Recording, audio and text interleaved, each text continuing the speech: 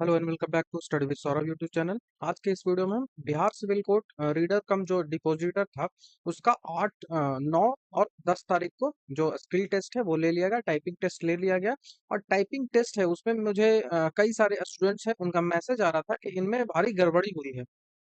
उनका कहना था कि हमारी जो सारी मेहनत है, हम 1 साल से इसमें टाइपिंग कर रहे थे, सारी मेरी बर्बाद हो गई क्योंकि हमारा जो सिस्टम था, सॉफ्टवेयर था वो खराब निकल गया, हमारा जो कीबोर्ड है वो खराब निकल गया।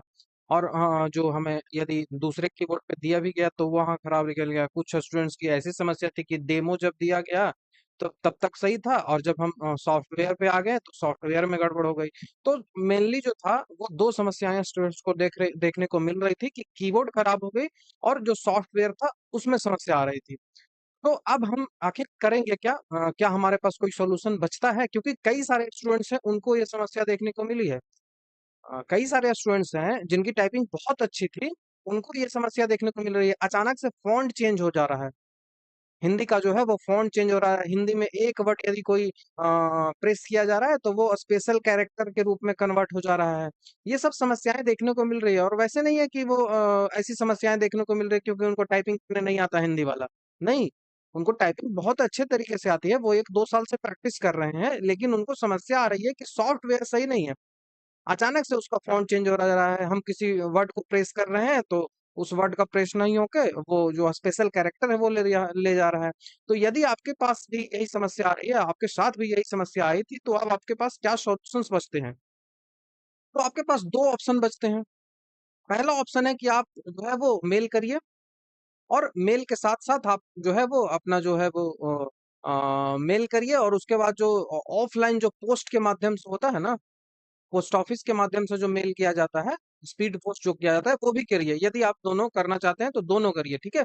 मैं रिकमेंड करूंगा कि आप दोनों करिए। कैसे करना है मैं आपको बताता हूँ।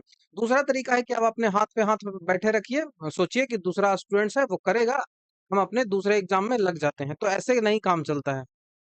सारे लोगों को मिलकर साथ आगे बढ़ना होगा, तभी इसमें आपको कोई सॉल्यूशन मिल पाएगा। क्योंकि एक दो मैसेज से कुछ नहीं होगा, एक दो मेल से कोई फर्क नहीं पड़ने वाला है सिविल कोर्ट को। इसके लिए आपको बहुत सारे मेल करने पड़ेंगे, सारे स्टूडेंट्स को मिलकर मेल करने पड़ेंगे। तो मैं आपसे रिक्वेस्ट करता हूं कि यदि आपको ये समस्या देखने को मिल रही है तो आप मेल करिए, और उसके बाद जो है उसका जो एड्रेस दिया गया है उस पे आप पोस्ट ऑफिस से स्पीड पोस्ट भी कर दीजिए। ये दोनों मैं आपको रिकमेंड करूंगा। ये जो है वो आप एक फॉर्मेट मैंने यहाँ पे लिख दिया है। एक स्टूडेंट्स है, उन्होंने उन्होंने भेजा था तो उसी को मैंने यहाँ पे कॉपी कर दिया। इसमें आप सब्जेक्ट क्या लिखोगे? तो सब्जेक्ट आपका जो भी इशू आ रहा है, तो मेनली दो इशू ही देखने को मिल रहे थे, सॉफ्टवेयर से इशू है और कीबोर्ड से इशू है। तो इसी रिगार्डिंग जो है वो सब्जेक्ट आप लिखोगे, उसमें अपना आप नाम लिखोगे कि मैं ये हूँ, मेरा ये जो है वो रीडर का एग्जाम था, रिटन टेस्ट था। जो रिटन टेस्ट यहाँ पे आप स्किल टेस्ट लिखोगे, ठीक है? स्किल टेस्ट मेरा एग्जामिनेशन था, उस एग्जामिनेशन सेंटर नाम दिया ही था, उसका जो है वो आप जो पूरा का पूरा जो सेंटर आपके एडमिट कार्ड में दिया गया है वो लिख दें, पिन कोड के साथ आप लिखेंगे, ठीक है? वो आप यहाँ पे लिख दोगे। उसके बाद लिखेंगे कि जो मेरा जो टाइपिंग स्किल टेस्ट है वो लैब नंबर इतना में दिया गया था। उसके बाद जो अपनी समस्या है उसको आप एलोबरेट करेंगे, जहाँ पे जो आप समस्या लिखेंगे कि मेरा कीबोर्ड से समस्या था, मेरा सॉफ्टवेयर से समस्या था। तो मेनली मेरा जो कीबोर्ड और सॉफ्टवेयर से समस्या था उसको आप लिख दोगे कि कैसे कैसे आपको समस्याएं देखने को मिल रही थी। जैसे हिंदी में आपकी फॉन्ट चेंज हो जा रही थी, हिंदी में आप लिख रहे थे तो जो आपकी जो क्या बोलते हैं, जो आपकी हिंदी में आप लिख रहे तो था, अचानक से स्पेशल कैरेक्टर में चेंज हो जा रहा था, जैसे कि सबमिट नहीं हो रहा था। ये सब कई सारी समस्याएं देखने को मिल रही थी स्टूडेंट्स स्टूडेंट्स को।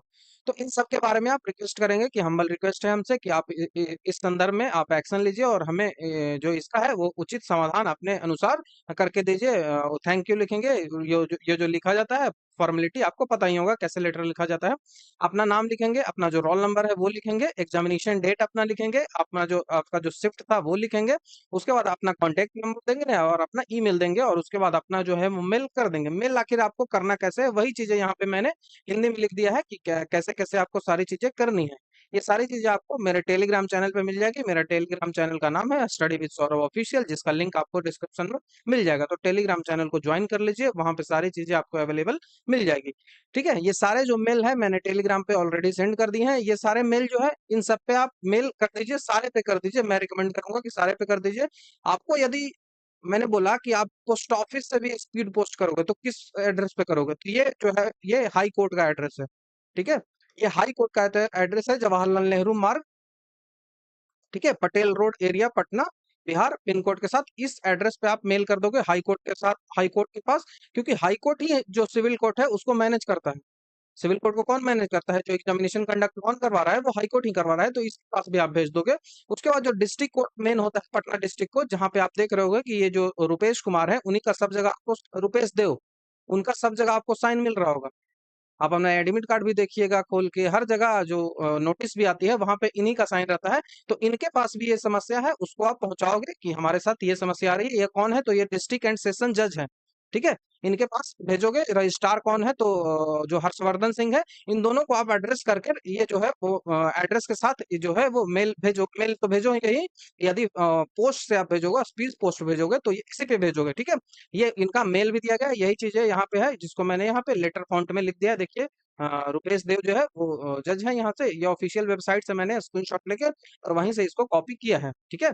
तो यही जो एड्रेस है, पोस्ट से करिएगा तो इस एड्रेस पे, पटना हाई कोर्ट वाला पे कर दीजिएगा। और फिर जो है वो पटना सिविल कोर्ट, उस पे भी कर दीजिएगा। और मेल पांचों के पांचों जो छह दिए गए हैं ना, छह के छह मेल पे आपको कर देना है, ठीक है। इतना बातें आपको कर देनी है, तभी कुछ होगा, नहीं तो कुछ होने वाला है नहीं। नहीं तो आप हाथ पे हाथ बैठे धर के बैठे रहोगे, नेक्स्ट एग्जाम के आप तैयारी करोगे और आपके पास कोई सोल्यूशन बचता नहीं है, और आप यहाँ पे एकदम लास्ट पोजीशन में पहुंच गए हो। आपको इसके बाद सिर्फ और सिर्फ इंटरव्यू था। तो आखिर फेयर आपको तो होना चाहिए ना, कि सारे स्टूडेंट्स को एक फेयर जो कंपटीशन है उसको फेस करना पड़े। कुछ लोगों की टाइपिंग खराब अच्छी है और उनको कीबोर्ड से सॉफ्टवेयर है वो खराब मिल गया। तो ऐसे एक एक जो फेयर कंपटीशन नहीं ना हुआ, तो फेयर कंपटीशन की आप मांग करिए उनसे कि हमें फेयर कंपटीशन चाहिए, हमारी सारी तो मेहनत बर्बाद हो गई। तो आप लोग जो है वो जितनी बातें मैंने बताई उतना कर दीजिए, उतना काफी है। उतने के बाद यदि आप अच्छे अमाउंट में, अच्छी संख्या में स्टूडेंट्स आप मेल कर देते हो, सारी चीजें कर देते हो जो मैंने बताई, तो आपसे जो है वो 90% चांसेस हैं कि इस जो इशू है इस पे एक्शन लिया जाएगा, और आपको जो फिर से है वो जो टाइपिंग है उसके लिए मौका दिया जाएगा। तो वीडियो देखने के लिए थैंक यू। इस वीडियो को ज्यादा से ज्यादा शेयर कर दीजिएगा, जिससे जो है जो इससे संबंधित जो लोग हैं जो इस इशू को फेस कर रहे हैं, वो अपना एक्शन ले सके, क्योंकि हमारे पास अधिकार है भाई। हमारे पास अधिकार है, हम कर सकते हैं। हम पीआईएल भी दायर कर सकते हैं, हाई कोर्ट में सीधे चले जाएंगे, हम रीट भी जारी करवा सकते हैं उनसे, क्योंकि ये हमारा मौलिक अधिकारों का हनन हो रहा है। फेयर कंपटीशन हमारे पास कहाँ है? आर्टिकल 14 जो संविधान का कहता है, वो फेयर कंपटीशन कहाँ हमारे साथ हो रहा है? तो इसको इशू को लेकर हम कई कई सारे एक्शन ले सकते हैं। अभी तो आप ये दो ही एक्शन लीजिए, उसके बाद यदि नहीं होता है तो हम रिट भी जारी करवा सकते हैं। हम मौलिक अधिकारों के हनन के तहत सुप्रीम कोर्ट, हाई कोर्ट, हर जगह जा सकते हैं, यह हमारा अधिकार है, ठीक है। तो आपको अभी जितना बताया उतना करिए। बाकी उसके बाद देखा जाएगा कि क्या समस्याएं आती है, क्या उसका सॉल्यूशन मिलता है, ठीक है। तो वीडियो देखने के लिए थैंक यू। वीडियो को शेयर जरूर कर दीजिएगा, और इसी तरह के और वीडियोस को देखने के लिए हमारा चैनल को जो है वो सब्सक्राइब कर दीजिए, और जो है वो इसको वीडियो को शेयर कमेंट जो भी करना होता है वो सब कर दीजिएगा। मैं क्या बार बार बोलता रहूं। तो थैंक यू। नेक्स्ट वीडियो में आपसे जल्द ही मिलता हूँ।